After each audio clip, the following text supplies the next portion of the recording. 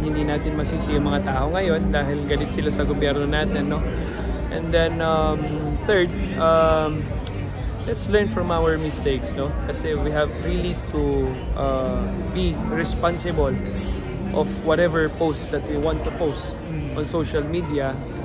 And it's better siguro na siguro mag-ingat. No, nag-ingat ako siguro ngayon na triple ingat, no, para walang masabi yung mga tao. Hindi naman natin masisisi yung mga tao dahil I guess they're just nagbasa rin ako. Yes, nagbasa po ako din para at least alam ko rin kung ano yung mga reaction sa mga tao coming from a different part of the Philippines. Actually buong mundo kasi lahat kinurap lahat, no. Pero muli gusto ko humingi ng pasensya sa mga kababayan natin. It was a failure from my SOCMED team.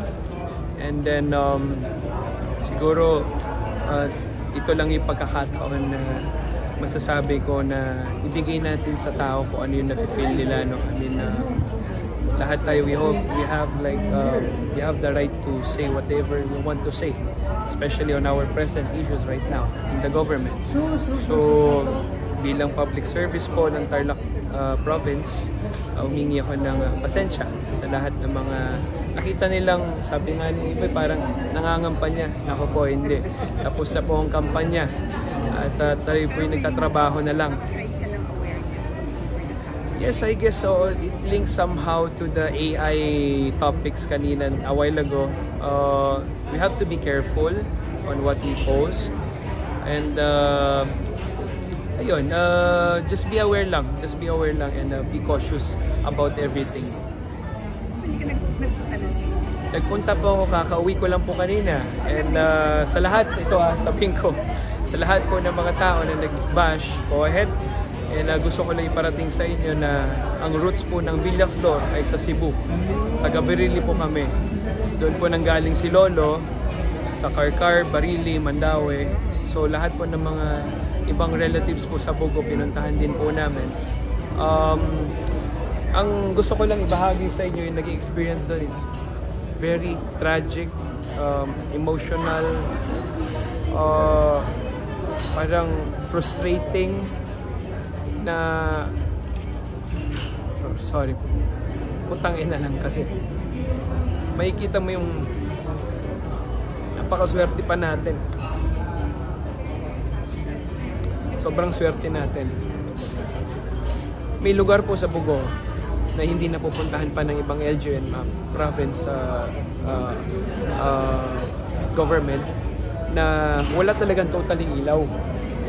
So by the help of my relatives, me, and some groups of Fort Ranger Club, ng cousin ko, gumamit kami ng 4x4 para lang mapasok namin yung bundok na tinatawag nilang parang Batanes.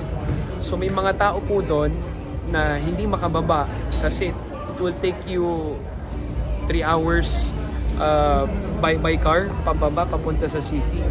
What more pa kung maglalakad itong mga taong ito. So malayo talaga. So they decided to stay na lang in their houses, outside their houses. They can't stay in their houses kasi maya't maya ang aftershocks. So nasa labas sila, nakatolda ang source of light. Either magsiga sila ng apoy or magantay na lang sa forever na may darating or may darating man. So kaya ko sinasabi to, marami po, 25 families po yung nabigyan namin ng tulong. Makikita mo sa kanila, ang laging request is tolda, bigas, tsaka tubig. At ang masaya dito, kahit ganon yung sitwasyon nila doon sa taas, na kapag binibigyan mo sila ng pagkain, sila pa yung nagtuturo sa iyo na, sir, magbigay na lang po kayo doon sa dulo. Kasi meron na po kami natanggap. Pero you would see it na it's not gonna be enough for the following days. So, grabe, sabi ko nga, totoo lang ako kung ano yung nakikita ko. Then, time to time aftershocks, then I even visited yung mga families na namatayan because of the landslide. 5 families po yun. And then, makikita mo dun sa nanay tsaka dun sa tatay na very, ano pa, talagang tulala pa sila sa situation, no? Because yung daughter kasi na nag-save sa kanila, and being a parents kasi, you'd rather be killed, no? Kesa dun sa anak mo. So much stories to share, so much emotions, but thanks sa LGU and provincial government, no, na hindi sila nagpapabaya. Panay may mga dumadaan na na chopper time to time, may mga nagbabagsak din ng mga tulong, pero kailangan mo talagang isa-isahin at kailangan mo magtanong sa mga lokal doon na saan pa yung lugar na hindi pa napupuntahan. So yun, ma'am. Ano na nga napagod na eh. So hindi ba Sobrang... yung kanina? Hindi kasi putangin na kasi. Ito I'm nothing to lose. I had my depressions a long time ago, and even now it's hitting me back. Dumating na ako sa point na kung mamamatay ako, wala akong problema sa akin. Ito lang yan, maging makatao tayo, please. Maging makatao tayo sa mga tao na may karapatan manatili at mamuhay din sa mundo na to. Yun lang naman eh. Sa dami-dami ng sektor sa gobyerno, bakit hindi nila ibigay yung tulong na yun? Samantalang tayo lahat nagbabayad tayo ng most. Napakasimple. Hindi naman humingi ng sobra-sobra yung mga tao. Pero para mailaan mo at mabigay mo yung tamang serbisyo sa mga tao. Opo sir eh. Kasi masyado na po tayo nakulong sa lumang politikang sistema. So, ang dami nagsasabi, gusto nilang pagbabago. Eh, wala naman gumagawa and wala naman din. Again, it's not gonna happen if it's only me. We have also to get help from our people, from our other public servants, no? Tsaka dapat isang layunin lang tayo. Hindi ba sila na matutuwa kung nasa isang layunin tayo, ma-provide nila lahat ng mga sektor sa gobyerno, lahat tayo masaya, lahat tayo okay dito. 'Di ba? Yun lang naman yun. After this, may plan ka to run sa mas mataas? Hindi ma'am.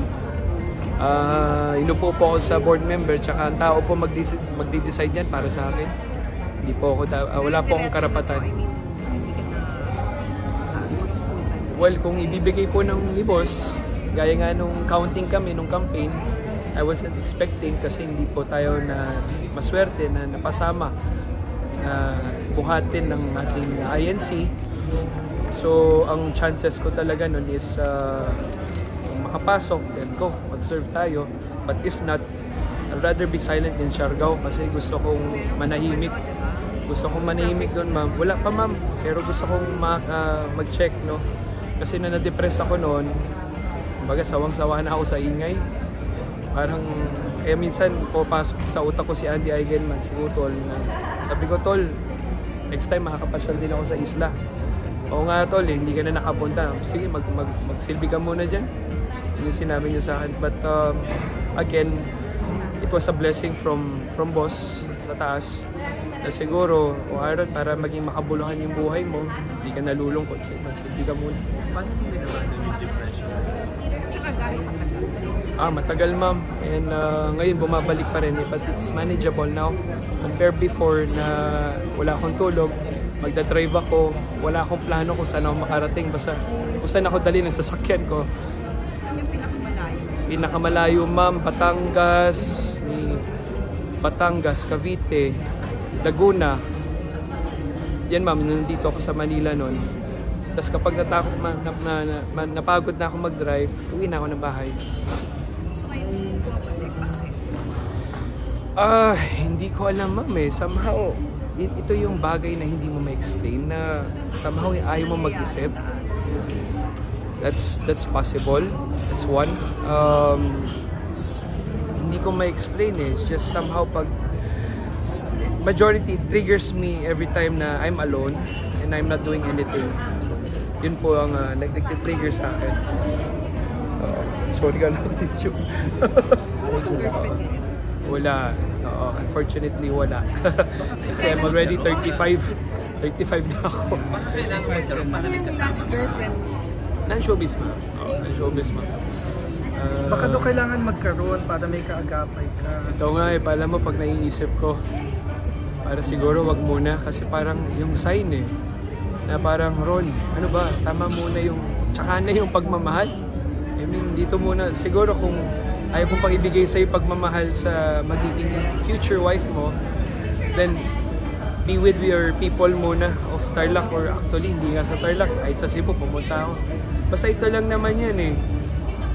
Kung nandyan yung nakikita mo na, kumuha ka na ng, ng move, di ba?